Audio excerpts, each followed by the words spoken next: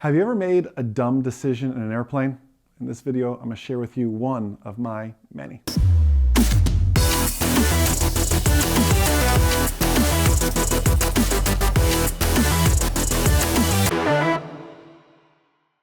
What is happening, M0A Online Ground School? Jason Schappert here. And maybe you're shaking your head. Yeah, Jason, I've made a dumb decision in an airplane. Yeah, I've made a bunch of them. And I'm thankful I have the opportunity to even share some of them with you. I mean, if you've read Aviation Mastery, the book, you heard about the runway incursion I caused, a lot of, we don't have time to get into all these stories. Many of our online ground school members, you know these stories, but I actually want to share a throwback story that many of you don't know. And maybe some of our long-time online ground school members know this story, but many of you do not. And I remember I was flying 6711 Juliet, a Cherokee 140, you know, the kind with the trim wheel, the lasso trim wheel up here, any Cherokee 140 trim wheel up here, people. And I soloed when I was 16, was trying to do my private pilot on my 17th birthday. I created a lot of fictitious pressure. Well, I soloed on my birthday. I want to do my check ride on my 17th birthday. I want to get all this stuff done. And I found myself doing my solo cross country. And this is back before Garmin 430s even and Real Aviation GPS. I had an Apollo GPS. I don't remember the model number. Black screen with orange dots on it, so you kind of see where you were, and you had to put the longitude and latitude in of where you were going to. Like that was the beginning of GPS. This monochromatic screen, and I was flying from Ocala to the Cross City Airport. It's like a 52 nautical mile flight, like the perfect, textbook cross country. And I had to get this done because my check ride, my birthday was coming up, and I wanted to get my check ride done. And I remember I was flying along, and I got up to, I don't know, let's say 5,500 feet, and I'm over what we'd call some few clouds. And as I'm flying along, I'm looking for my checkpoints, and next thing you know, it's becoming some scattered clouds. And next thing you know, it's some broken clouds. And right now, alarms should be going off, right? Did you watch last week's video about no-go decisions? No-go decisions don't just happen in the comfort of your home. No-go decisions can be in the air. Hey, this is no good. You got to turn around, or you need to divert, whatever that is. But in my mind, I had this pressure of, my check ride's in a few weeks, and I have to get more cross-country time. I need this cross-country done. So I kept going. And if a few layer is becoming a scattered layer, it's beneath me, by the way, is becoming a broken layer, what's the next step? It's an overcast layer. And you better believe I lost all visual checkpoints at this point.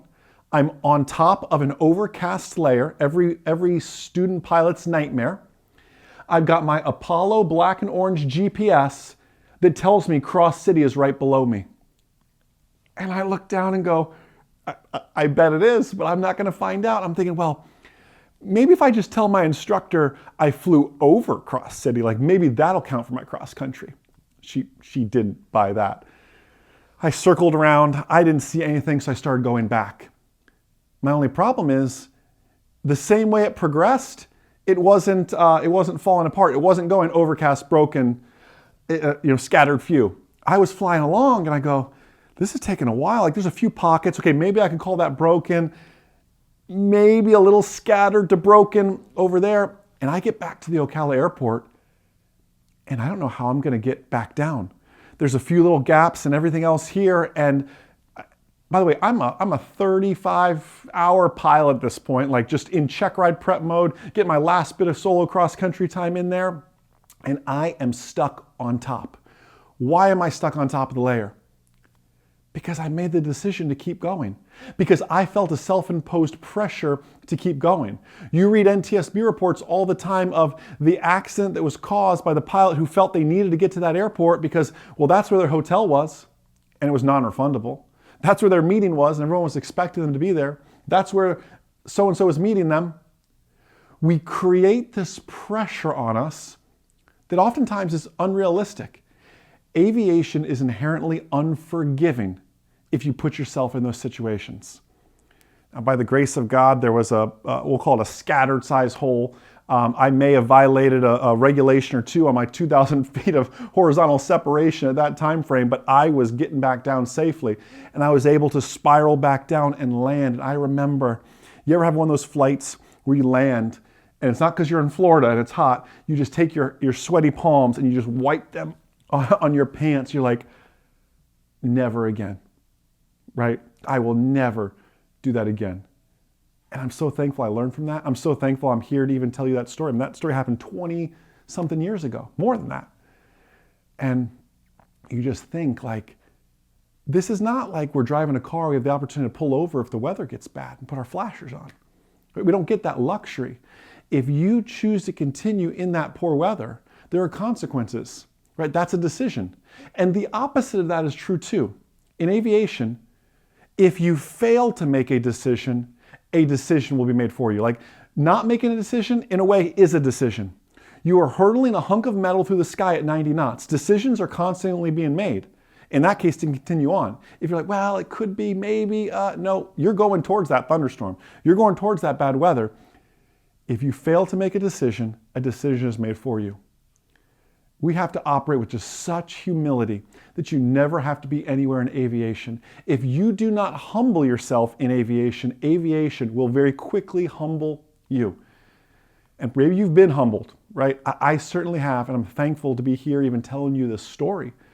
I share these stories not to point out failures and, haha, look what a dummy Jason was. You can say that, that's fine, I was. But I share it so we can truly learn from these mistakes in everything that we do. So listen, maybe you would exercise some of that humility and share a story that you are very, very thankful you're able to write that comment on YouTube or on Facebook right now.